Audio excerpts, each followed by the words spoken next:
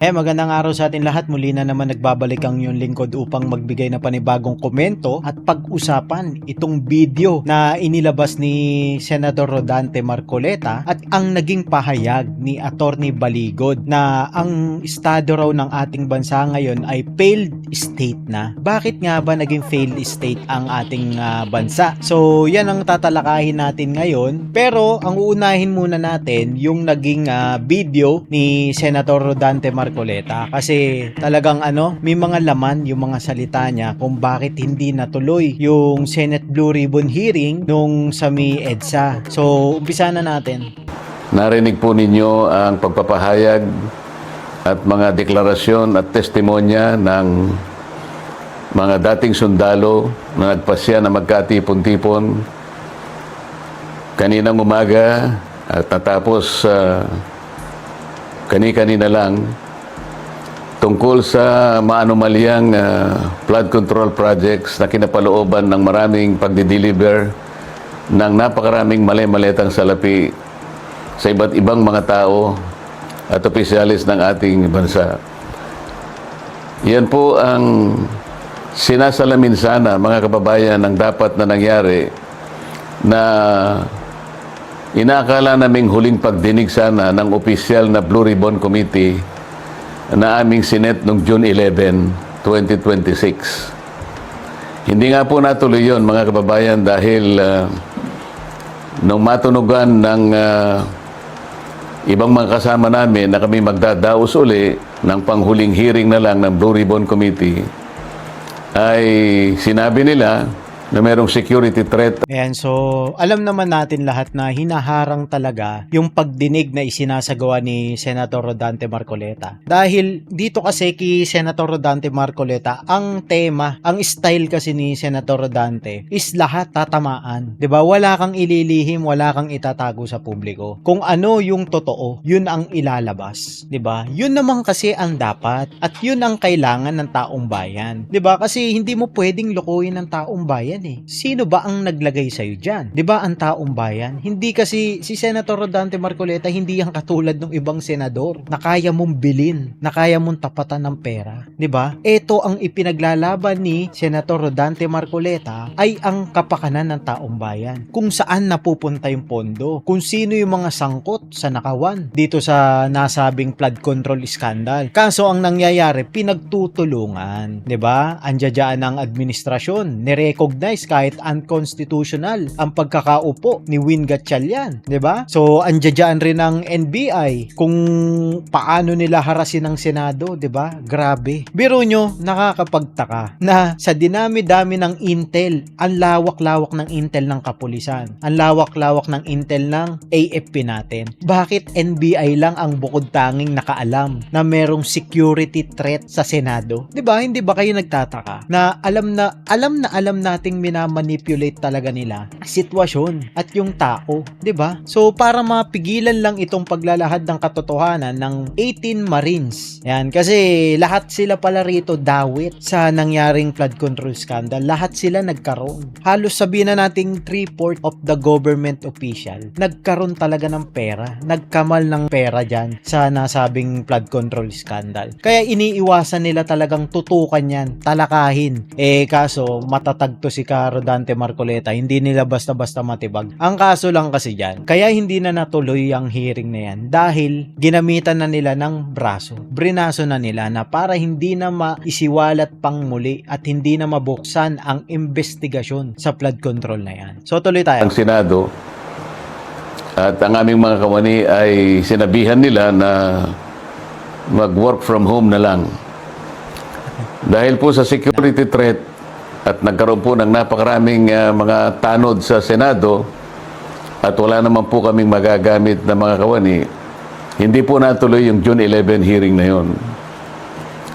At nang dahil doon ay nagpasya ang mga kumukup-kup dun sa 18 at higit pang mga dating sundalo na maggawa na lang ng pagpapahayag na ginawa nga nila sa araw na ito. Yan pong mga narinig nyo sa araw na ito ay siyang dapat na marinig po ninyo sa isang pagdinig ng Blue Ribbon Committee na ang representasyong ito ay matagal na pong itinalaga ang kanyang kakayahan na siya ang manguna, na matukoy po natin ang mga taong nasa likod ng napakamalaganap at napakamalaking nakawan sa salapi ng bayan na ganap po sa kasaysayan ng ating republika. At ang dahil po dyan ay marami po ang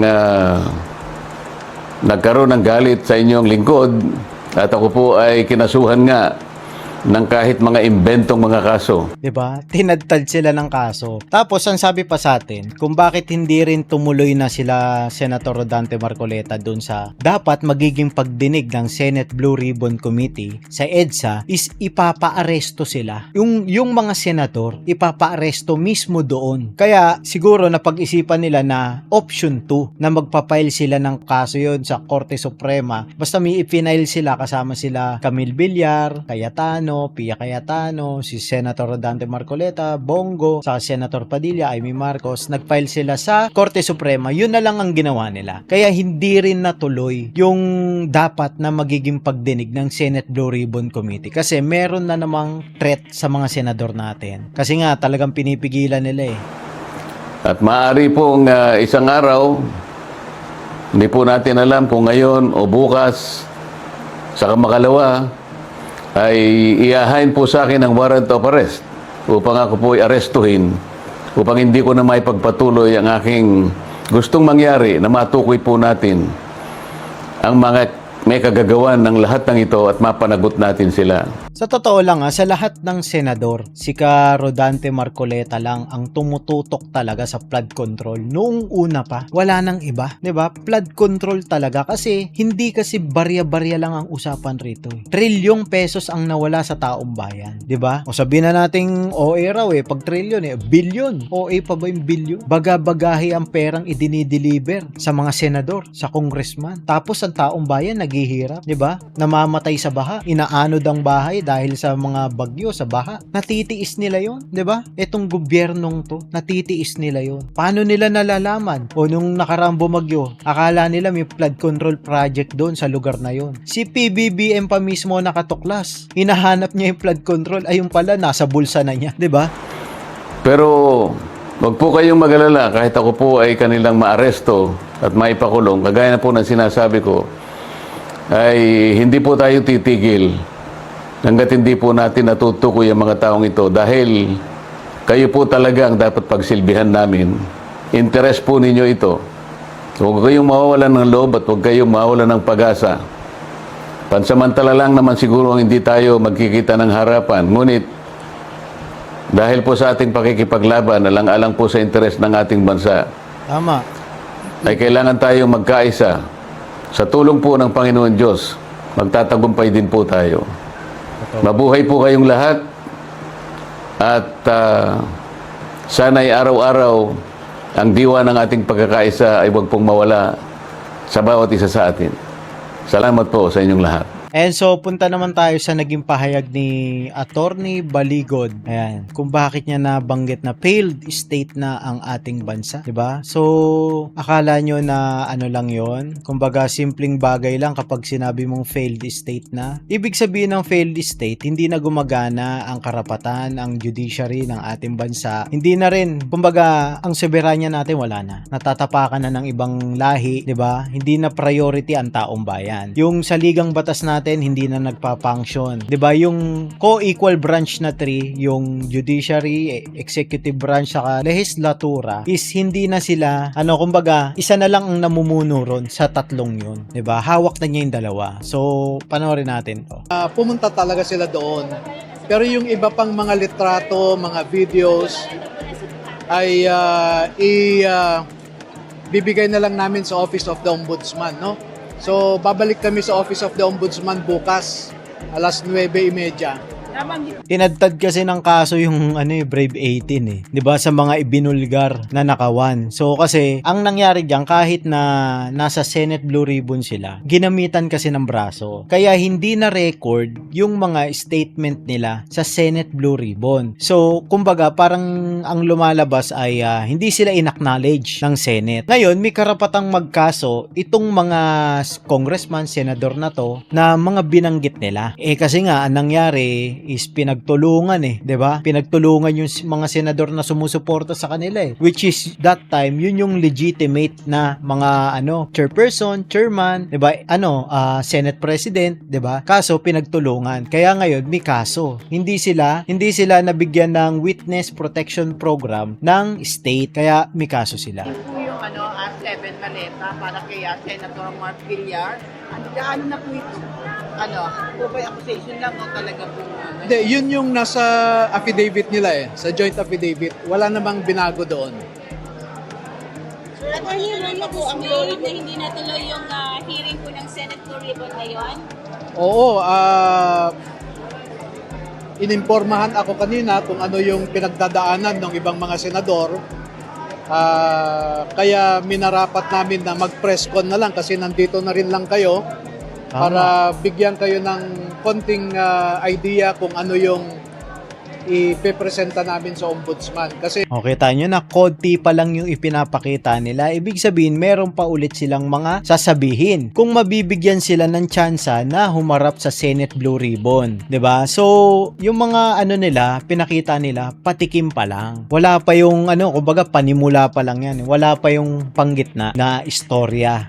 Kasi kapag sinabi nating full story na, andyan na yung nakapag-conduct na ng investigation, na verified na yung mga sasakyan, location, saka yung mga contact person doon sa mga village na kung paano sila nakapasok, 'di ba? Yun na yung full story. So yan, mga patikim pa lang. So ibig sabihin, marami pa tayong dapat malaman na dapat pinututukan dapat ng gobyerno to. Na kaso dahil nga takot sila na malaman ng taong bayan ang nangyaring nakawan sa flood control is nila, kumbaga dinimanda nila para hindi magsalta. Tinambakan nila ng mga kaso. Itong Brave 18 na hindi naman inurungan ng Brave 18 natin, talagang laban rin talaga. Para sa akin kailangan pa rin talagang maimbestigahan to kung hindi man ngayon sa susunod na administrasyon. Kasi hindi birong nakawan yung nangyari, 'di ba? Talagang matindi yung nakawan, kutsabahan, connivance at paglabag sa karapatang pantao, sa judicial system natin, sa konstitusyon natin, sa soberanya ng Pilipinas, 'di ba? Lahat tinapakan nito nung sindikato sa gobyerno. magre-resume kami bukas sa Office of the Ombudsman.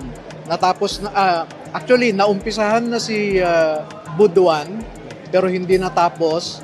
8 abogado yon yung nag-i-interview sa kanya. Grabe, no? Pressure Talagang talagang pinipressure yung mga Marines natin. Ini-intimidate sila, 8 abogado. So babalik po kami bukas plus additional 2, si Waupan at saka si Bulontate. Pero handa pa rin po kayo humarap sa Blue Ribbon Committee sa Senate kung sakasakali. Oh, walang problema.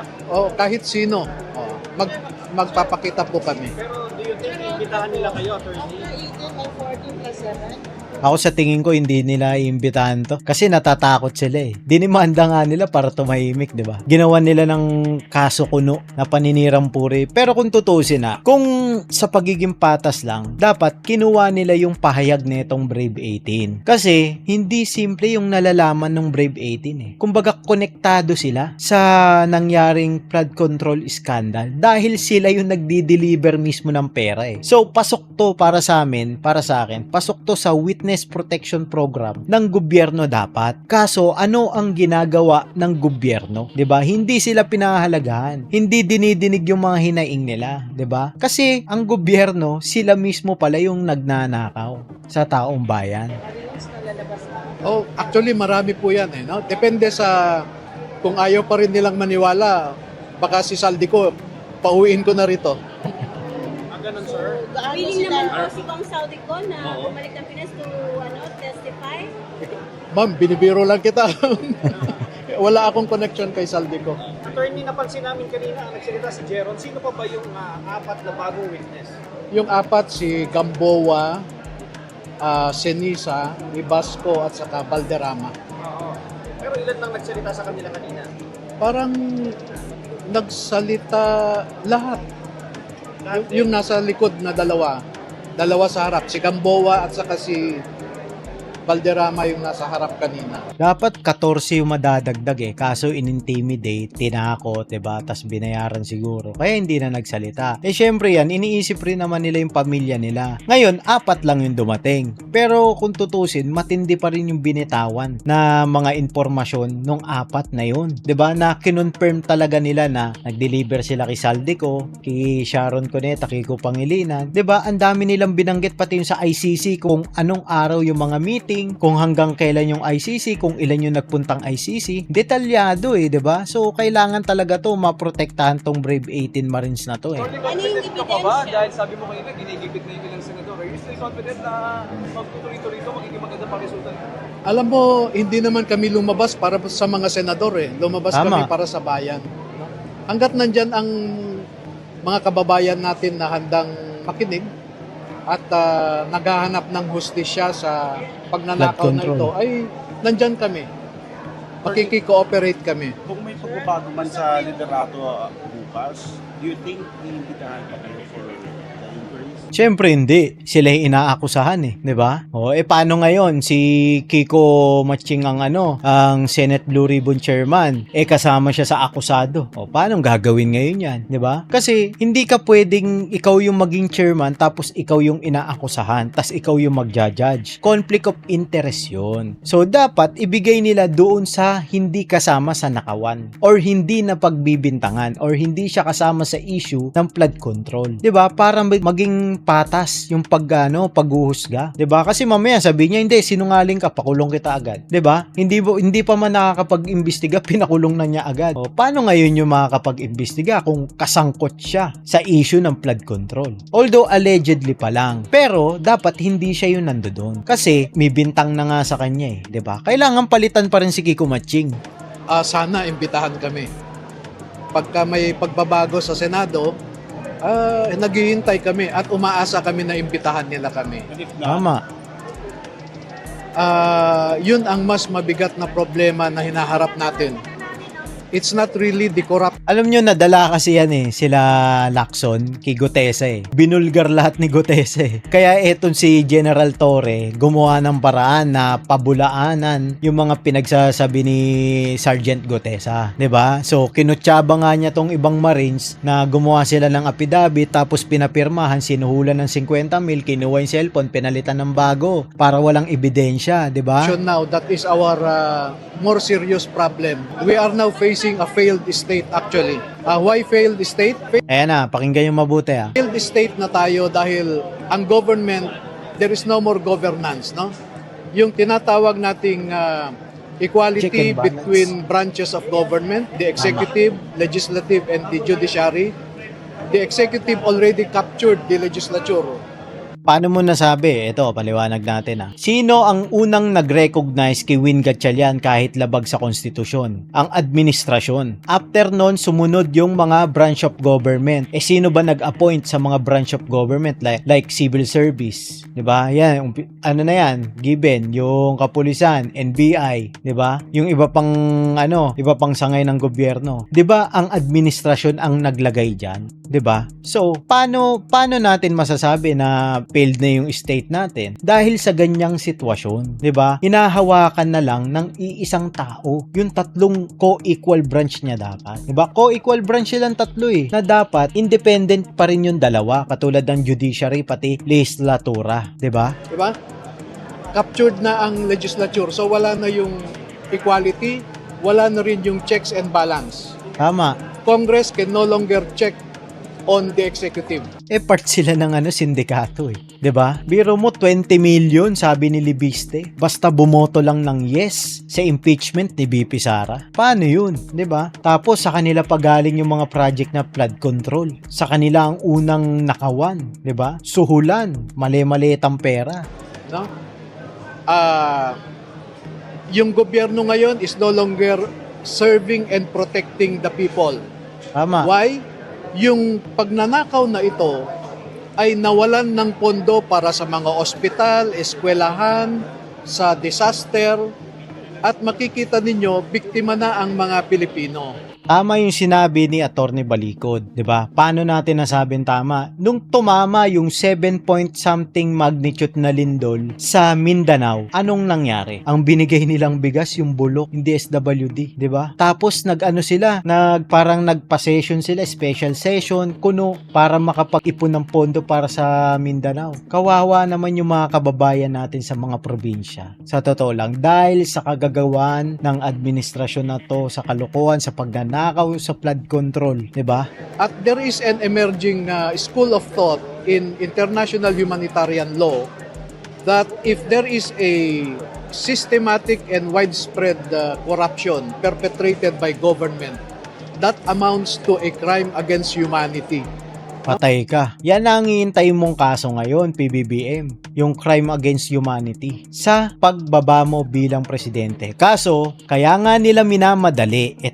Bigyan ko kayo ng tip. Kaya nila gusto ipakulong yung mga senador. Ito hindi niya to naisip para mapadali yung proseso ng impeachment trial. Kaso, ang sabi ni Lacson, maaring hindi matuloy ang impeachment kasi kapag nakulong ang mga senador, hindi mo na kumbaga yung 16 votes, yung 2/3 ng all of its member sa Senado, kailangan magkaroon ng 16 votes. Hindi na matutupad yon. So, hindi matutuloy ang impeachment kasi nakakulong Ngayon, nag-isip si Lacson. Naiimbitahan niya raw si Senator Jinggoy. Ipapakiusap niya raw sa Sandigang Bayan para matuloy lang ang impeachment trial. Ito naman ang dyan. Kapag natuloy ang impeachment trial, hindi rin sila nakakasigurado kung makakakuha sila ng 16 votes kasi magiging fair yung mga ibang senador, lalo-lalo na yung nasa minority block ngayon, 'di ba? Sa pag-trial kay BP Sara. Ngayon, ang gagawin nila, tatakutin na naman nila, pakukulong na naman nila, kakasuhan na naman nila, sisirain nila ang imahe sa publiko, 'di ba? Katulad ng ginawa nila kay Bong Revilla. Bakit bumoto ang asawa ni Bong Revilla at mga anak sa impeachment ni BP Sara, 'di ba? Kung tutuusin, kalaban nila yung nagmumungkahi nun O ikaw, kaaway ng asawa mo, nagpakulong sa asawa mo, kakampihan mo, 'di ba? Syempre hindi, kaaway mo yun Pero bakit kinampihan? Kasi meron nangyaring usapan, 'di ba? Ang sabi sa Intel, pinangakuan raw itong asawa at mga anak na kapag bumoto sila ng yes sa impeachment trial ni BP Sara, makakalaya o makakapag-bail si Bong Revilla. Kaso ano nangyari? Nagsinungaling ang kausap nila. Hanggang ngayon hindi pa makalaya si Bong Revilla. Ngayon, paano naman sila paniniwalaan ng mga senador sa mga sinasabi nila na offer nila na hindi ka namin kakasuhan pagka ganito sinunod mo? Kung yung kay Bong Revilla nga hindi sinunod 'di ba? Nakita nyo yung double-edged sword, nakabilaan yung talim, wala kang lulugaran, 'di ba? Ganun kasinungaling ang administrasyon ngayon. Kung di ka sisindakin, papakulong ka. Kung di ka madaan sa suhol, kakasuhan ka ng napakarami kahit hindi totoo, 'di ba? Kapag pumayag ka naman, after mo pumayag matapos ang trial, hindi ka sigurado kung hindi ka makukulong. 'Yun ang problema, 'di ba? So yung gobyerno natin ngayon, hindi na nagsaserve ng interest natin, yung ekonomiya bumabagsak. Kasi ang priority nila yung charter change. 'Di ba? Kagaya ng sabi ni Luistro, dapat raw yung constitution na ayon sa pangangailangan ng tao sa panahon ngayon. Baka pangangailangan mo, Congresswoman Luistro, 'di ba? Yung constitution kailangan na ayon sa pangangailangan mo. Aba, kailangan yung constitution na mag-a-adjust sa iyo pati sa administrasyon. Ang lupit mo naman, 'di ba? Hindi ba dapat na ang pangangailangan nyo ay dapat nakabatay sa konstitusyon? Kapag magpe-present kayo ng mga ebidensya laban kay BP Sara, kailangan naka-align pa rin sa konstitusyon na hindi maaapektuhan ang konstitusyon. Dapat ganun Hindi yung konstitusyon ang mag-a-adjust sa inyo. Kayo ang mag-a-adjust sa konstitusyon. 'Di ba? Yung rule of law, yung batas natin, weaponized para habulin ang mga kalaban sa politika. Tama. Pagdating sa sovereignty, wala na tayong sovereignty kasi the administration now is willing to surrender Filipino citizens to a foreign jurisdiction, which is Tama. ICC. Ang sinabi nga ni Matibag, sa mga susunod na araw ay babahain ang Pilipinas ng ICC warrants of arrest. So gustong-gusto nilang ipa-aresto sa ICC ang mga Pilipino Samantalang meron tayong functioning judicial system dito. Tama, labag yun sa So, batas. sinurrender nila ang sovereignty natin. Biro nyo ba naman, no? Etong ICC, may warrant of arrest. Ang kaso, dapat ang ICC dadaan sa Interpol. Ang Interpol, may pag-coordinate sa Philippine Court para may process yung warrant of arrest. Kasi titignan yun kung pasok ba, ganto ganyan, ganyan, ganyan. Kaso nga, hindi sila makadaan. Kasi miyembro pa ba tayo ng ICC? Hindi na. Kaya hindi sila makadaan sa Philippine Court. Ngayon, ang ginawa nila, bypass nila yung Philippine Court sa pangunguna ng administrasyon ni PBBM. Maglalakas loob ba ang ICC ipatupad ang batas kung walang basbas ng Pangulo? 'Di ba? Ganun ka basic, 'di ba? Kung paano nila labagin yung konstitusyon ng Pilipinas, yung judicial system natin na nagpa-function naman, 'di ba? So, failed state na po tayo. Sir, isa pa. Attend kami. Sir, kamusta na po yung mga malis natin sa kabila ng nailihayag nyo na ang mga pangyayari sa flood control? Kamusta na sila sa kabila ng mga maraming banta? Okay lang, sanay naman sila sa mapanganib na sitwasyon. Tama. Marines yan 'di ba? Sanay sa gera yung mga yan. Dahil mga sundalo naman sila noon, no? So, kaya naming i-handle ang aming security. Sir, thank you, sir. Marami na kayong kaso na natanggap sa buong Pilipinas po ba yun, sir? Luzon, Visayas, Mindanao. Meron na sa Marawi, sa Surigao, sa La Union. Paano nyo nag-handle din, sir, sa iba't ibang, kunwari magkasabay yung mga And then, yung mga final nila sa labas ng Quezon City, dapat i-dismiss yan, no?